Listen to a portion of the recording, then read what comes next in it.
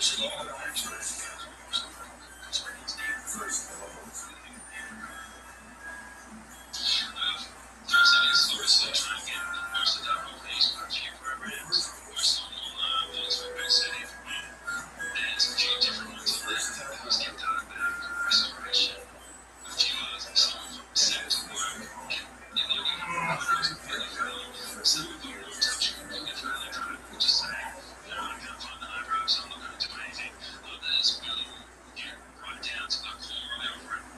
hello again, as you know, I'm Eli, the computer guy here. Yes, Ross.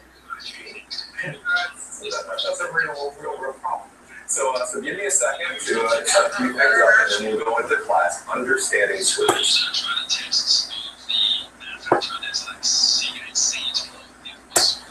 So the first thing that we need to do is kind of define what switches are and talk about what is a switch and why is it important. The best way to tell you why switches are important is to go back to the predecessor of the switch, which was called the hub. The hub was basically a way to split Ethernet signals. Same way that you have a cable splitter in your house to split your TV signal to multiple TVs in your house. So basically, you plug the main cable connection into a splitter, and then you split that one connection off into 5 different TVs. Basically, that was the same thing with hubs. So you had a hub, let's say it was a 4-port hub, 2, 3, 4, and then you had 3 computers connected to this one single hub. So these computers could now communicate with each other, and they could share out a printer, etc. The problem with the hub is this is genuinely a splitter. Any communication that came into this hub was sent out on every single port that was on the hub. So if this computer was trying to communicate with this computer over here, when it sent a signal into the hub, that communication was sent out to the other 2 or 5 or 10 or 50 other computers that were connected to the hub. Now the problem with that is simply how the Ethernet communication standard works. Ethernet uses something called collision avoidance, collision detection, in order to send packets. So hopefully at this point, if you don't understand, basically Ethernet sends all communication in what are called traces. So if you're sending a document to another computer, that document gets divided into a million different packets, and all the million different packets are sent over to the computer that you're trying to communicate with. Well, what happens is if this computer here is trying to communicate to this computer up here, what it'll do is it'll listen to the network. So we'll see if anything is being communicated on the network. If nothing is being communicated on the network, it assumes that the network is available. And it starts sending packets up to this hub, and then the packets get to the computer that's trying to go to. But without the hub, you're also sending the exact same packets to every single other computer that is connected to the hub. So that ties up a lot of bandwidth. Well, what happens too, this is the bigger problem, is let's say you have 2 computers that are trying to talk to 2 different computers on the network. So this computer is trying to talk to this computer. So 1 is trying to talk to 2, and 3 is trying to talk to 4, right? So 1 and 3 are going to listen, and they're going to listen to the network and see if there's any communication going on the network. If there's no communication going on, they will try to talk to the computer that is trying to talk to. Here's the problem. If computer 1 and computer 3 try to talk at the same time, they're going to send their packets at the exact same time. And here, there's going to be a collision. So 3's packets and 1's packets are going to collide because only one computer communicates at a time on hub. So 3 try to send packets, and 1 tries to send a packet. Those packets will collide with each other. Ethernet standard uses something called collision detection. So when that collision happens, both computer 1 and computer 3 will hear that collision. They will then wait a random amount of time and start trying to communicate again. So So let's say there's a collision. Let's say computer 1 will randomly wait, let's say 0.5 milliseconds to send out a new packet, and number 3 will, wait 0.6 milliseconds to send out a packet. So hopefully, when they go out and send packets again, there will not be a collision. So the problem is, as you start scaling up this hub, and you have more and more and more and more and more computers all trying to talk, these collisions start happening more and more. So there's more and more. You get 20 computers all connected to a hub. There's more chance that there will be these packet collisions. There are packet collisions. The computers that are trying to talk, all randomly with computers trying. This can all culminate into something called a broadcast, where basically all the computers on the network are trying to talk at the exact same time. They're all giving collision signals. But then, so let's say 2 sites talk at the same time as 1, so there's a collision. Well, 1 will randomly wait, let's say, a second to talk, so when it tries to talk, 4 is trying to talk. So all these computers, they're trying to send data. Only 1 computer at a time can send data, and so that there are these collisions. When the collisions happen, the computers they wait a random amount of time and try to again. But again, if too many computers on the network are trying to talk, you're going to continuously keep getting all these collisions, and basically the network comes to a standstill. It really does. So basically, the main thing, the predecessor of this switch was this thing called a hub. Literally, all it does is split the network signal. And again, the problem with that is only 1 computer at a time to talk. You have multiple computers trying to talk at the same time. Creating a broadcast is just a complete and utter mess. So hubs are bad. I have seen some modern networks still have hubs on them. And people wonder why the network doesn't work worth it. That's why. If you have a hub on your network, if you pick up a little device that looks like this, and it says hub on it, and it says hub, throw it in the trash, go out for $50 on Switch. But basically, hubs are utter garbage. They're worthless, honestly, 10 years ago. So don't use them. Now, what a switch does is, let's say we have this 4-port switch, and again, we have the computers connected off them. So it's 1, 2, 3, 4. So we have these 4 computers connected off this time, or this switch. Why this switch is useful is because, let's say, computer 1 is trying to talk to computer 4. What's going to happen is when computer 1 tries to talk to computer 4, the first time that those packets are going to get sent to every single computer on the network. But what's going to happen next is this switch has some brains. So the switch is then going to learn where computer 4 is. So basically, computer 1 tries to talk to computer 4. When the packets come from computer 1, the switch goes, oh, I see. Computer 1 is connected to port 1. So we know that. Now, when it sends the packet up, trying to find computer 4, it'll send the packets to computer 3, computer 2, and then up to computer 4. Computer 3 and computer 2 will not respond because they don't care. It's not meant for them. Computer 4 will go, oh, thank you for those packets. And it will send an acknowledgement. That's kind of how Ethernet works. When it sends that acknowledgement, the switch will then go, oh, I see. Computer 4 is connected to port 4. So now, in the future, whenever computer 1 tries to communicate to computer 4, instead of broadcasting out on all the ports on the switch, the switch will only send the packets to computer 4. So it knows what computer 4 is. So computer 2 and computer 3 will no longer hear that packet.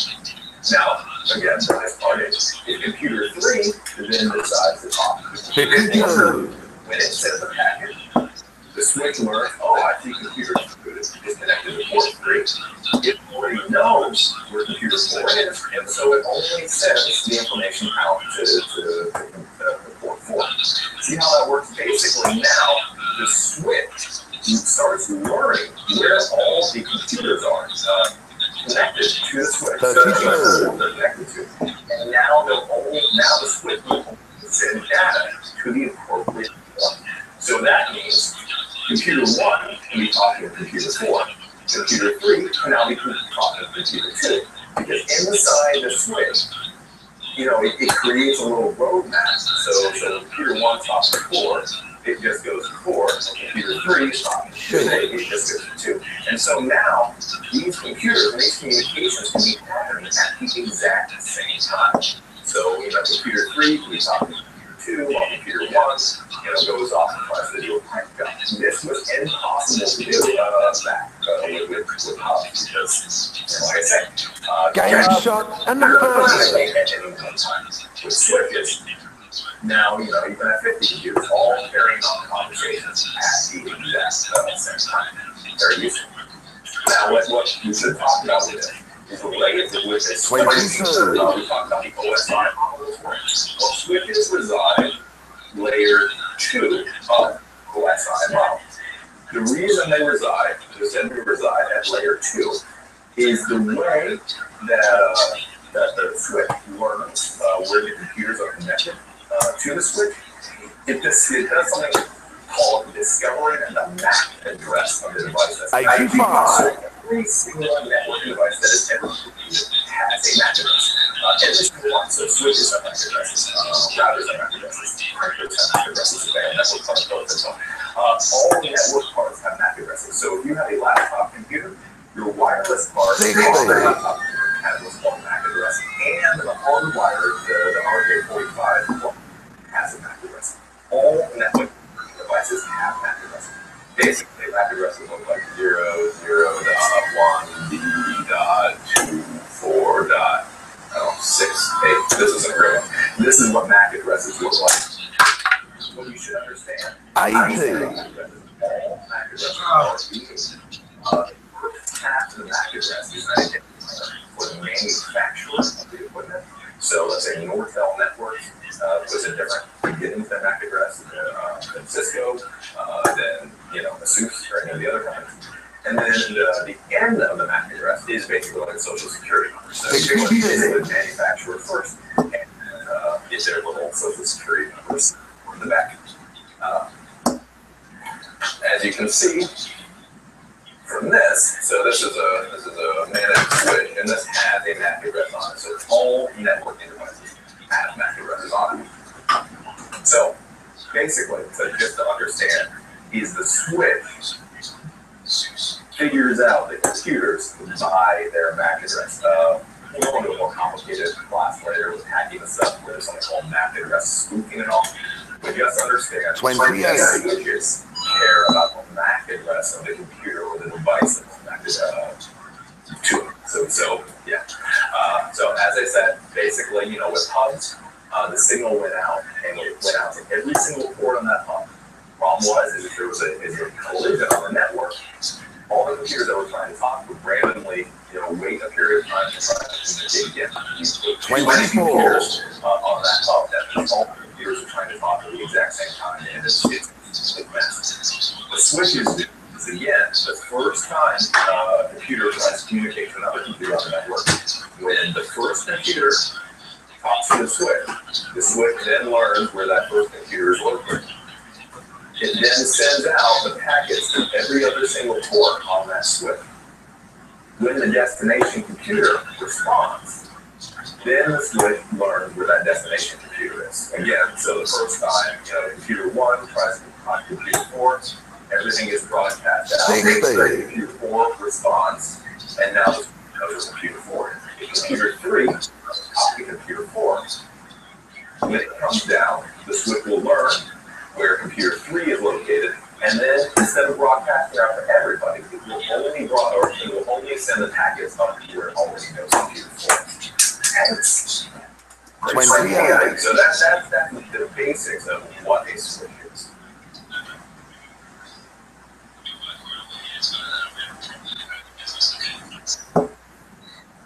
So why do I want to on liquid? There it is, Ross. So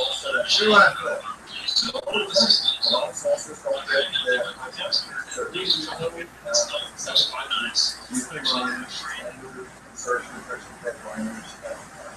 If you're running 475 degrees and what else? You have to go with nice closure. You put the lid on while it's hot. Seal this tight. Now that cools. As this cools, it shrinks. So now it's John? here. Yep. I just gotta go washroom. Yep. Okay. Plastic salt is this really plastic looking material rather than outside. When you put this in, it's actually rather cool. The cap comes down in the container. There's a rotating disc that is down below, and the cap is in place. The rotating disc comes up, and that spins this missile. I would say on record player, but a lot of people wouldn't understand what that is. So I guess a CD or DVD or whatever. Blu-ray today, I guess. So this is constantly spinning. As it moves up, when it lifts, there's a little magnetic and a little piece that says, hey, I've got a cap there. Once it's got a cap there, it's happy and says, okay, now I got a cap and it's spinning. I can let some of this plastic salt go. So there's a little nozzle, and it's kind of like if you took a pen set, putting the pen in there, two little nozzle like the pen. Make sure you get in here. As this is rotating, one revolution, it goes around, and it does this little bead of liquid plastic salt. There's a component that's through the oven in the temperature of the oven, it allows the coating to move. So this is independent hardening, so that's activating the plastic salt. We have to have any oven a certain amount of time and at a certain time. If you don't have the temperature and the time, it won't move and it will not give us the sealing properties. We need this to move, we need to do certain because when we screw it down on this jar, we want to make sure that it's going to be able to seal to this thing. We take the top of the bottle and put it on the sometimes it gets our hands messy. See a nice blank down where the land is on the cap. That's like a cellar or sealing this jar.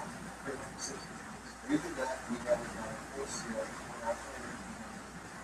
That's a happy cap right. That's the first test. The second test, we take this and we have a device that we actually zero in to the center here. So that's just something that takes metal. And as we slide it to the side, it rolls up on the plastic salt. We take it right to the center of the platform.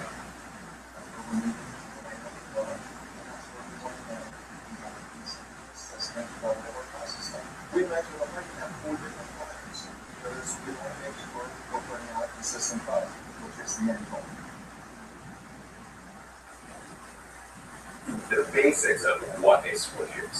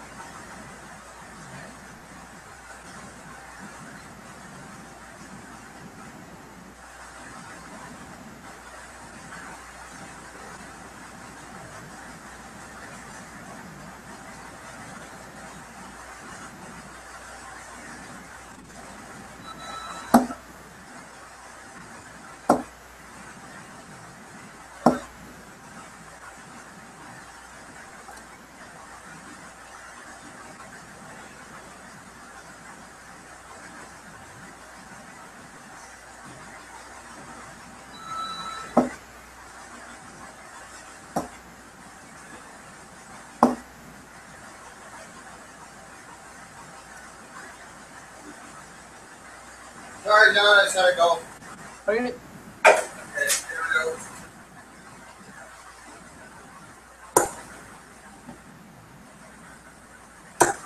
Oh, here we go. Ah. 125.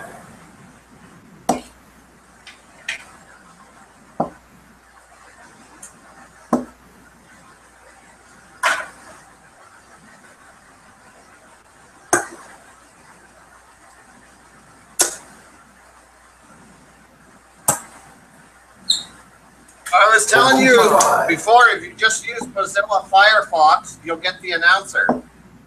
The announcer doesn't work in Google Chrome anymore. Doesn't.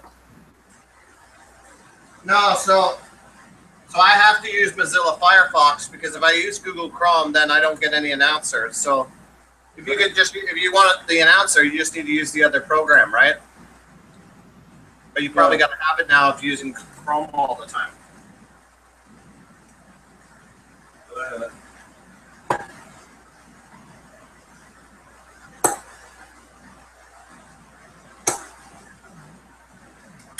45.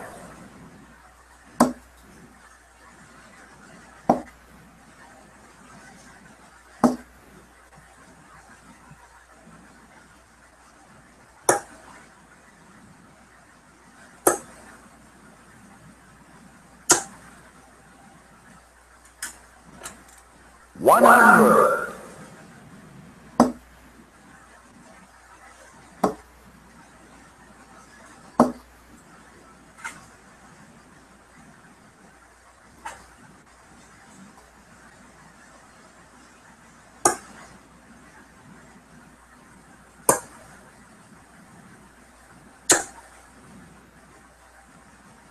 41.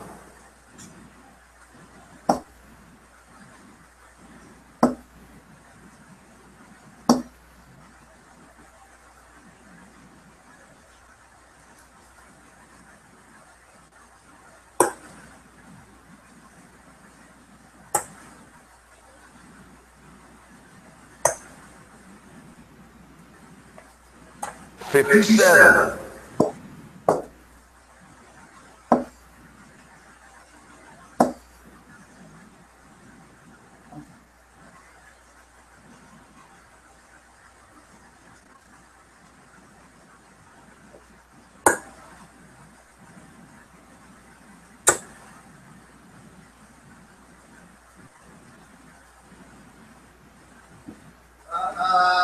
What is that? 56. An alternative method would be 20. 33. 33.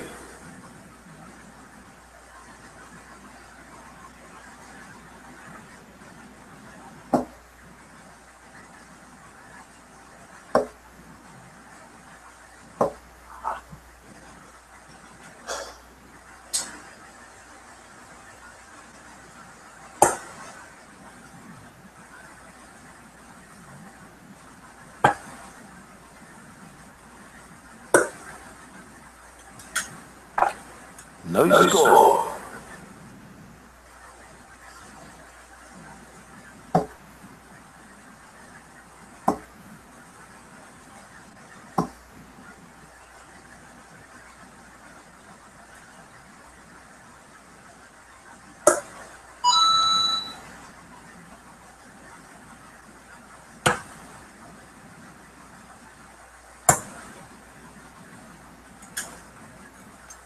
Fifteen.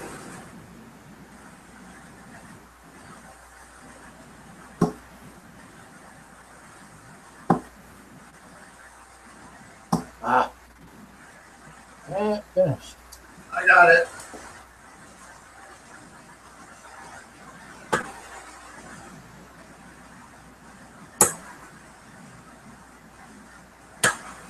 Oh, I thought I had it.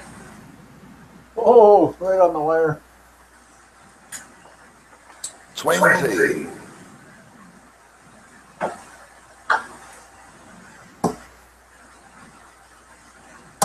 Oh.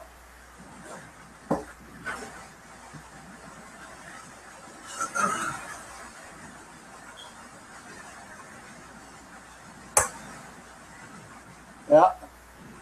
No. Oh. No. It just tickled the wire. Yeah. Yeah.